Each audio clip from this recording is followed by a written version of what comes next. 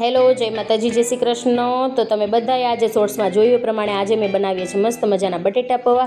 તો બટેટા પૌવા બનાવવા માટે આપણે આજે શું સામગ્રી જોશે? એમાં જોશે આપણે ચોખાના પૌવા, બટેટા, ડુંગળી, ઝીણા સમારેલા ટમેટાં અને મરચાં, ધાણા ભાજી, લીંબુ, વઘાર માટે તેલ, માંડવીના દાણા, ખાંડ અને રેગ્યુલર મસાલા। તો બસ હવે આપણે શરૂઆત કરી દઈએ બટેટા પૌવા બનાવવાની। મેં લઈ લીધી છે કડાઈ, એમાં માપ અનુસાર નાખી દીધું છે તેલ। બધાના ઘરમાં બટેટા પૌવા બનતા જ હોય, પણ અલગ અલગ રીતે બનતા હોય, અને આજે મારા વિડીયોમાં હું કઈ રીતના બનાવું છું એ હું તમને બતાવીશ। તો બસ તેલ મસ્ત મજાનું આવી ગયું હતું, એમાં મેં નાખી દીધી હિંગ।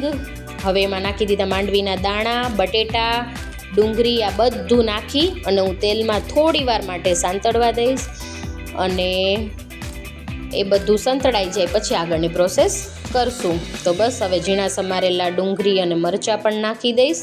મરચાં પણ ઓપ્શનલમાં છે, નાખવા હોય તો નાખવાના, ડુંગળી ઓપ્શનલમાં છે, નાખવી હોય તો નાખવાની, બાકી આપણે સ્કીપ કરી શકીએ। અને આજે વઘાર માટે મારી પાસે લીમડો અવેલેબલ હતો નહીં, એટલે મેં લીમડો ન નાખ્યો, બાકી લીમડાનો વઘારે મસ્ત સ્વાદ લઈ આવે।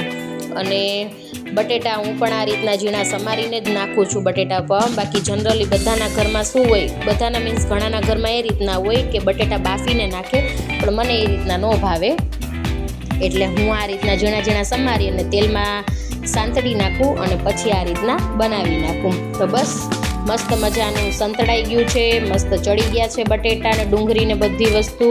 તો હવે એમાં હું નાખી દઈશ પૌવા નાખી અને મસ્ત મિક્સ કરી નાખીશ। અને બાકી હવે જે મારે મસાલા નાખવાના બાકી હતું, જે વસ્તુ નાખવાની બાકી હતી હું નાખી દઈશ। થોડી અમથી ખાંડ, ચટણી એ નાખી અને મસ્ત હલાવી નાખીશ। અને હવે હું માથેથી નાખીશ લીંબુ। અને હા, આમાં મેં થોડું વધારે ચડવા દીધું છે, કેમ કે જે નીચેનો કરકરો ભાગ હોય ને, જે ચોંટી ગયું હોય કડાઈમાં, એ અમારે રવિને અને મને બહુ જ ભાવે। ઘણી વસ્તુ એવું હોય કે ભાત હોય થોડા બળેલા નીચે હોય ને, તો એ પણ મને બહુ ભાવે, એટલે એના માટે। બાકી તમને લોકોને એમ થશે કે આ બળી ગયા છે, પણ બળી નથી ગયા, એ મેં થોડી વાર વધારે એમાં ચડવા દીધું છે, એટલે નીચે થોડો કરકરો ભાગ થઈ જાય। તો બસ આ રીતના હતા મારા રીતના બટેટા પૌવા, અને બસ આ રીતનું તમે જોઈ શકો છો મસ્ત રેડી થઈ ગયા છે। તો તમને બધાને મારા બટેટા પૌવાનો વિડીયો કેવો લાગ્યો છે એ મને કહેજો, કાંઈ વસ્તુ ઘટતી હોય તો મને કમેન્ટ કરજો, તો બીજી વખત હું એ રીતના ટ્રાય કરીશ। તો બસ તમે બધા મારા વિડીયોને લાઇક, શેર અને કમેન્ટ કરજો, અને જેમ બને એમ તમારા ગ્રુપમાં શેર કરજો, અને મારી ચેનલને સપોર્ટ કરજો।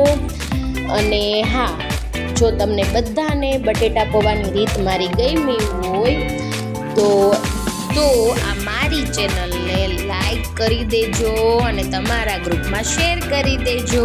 Thank you so much for watching my video.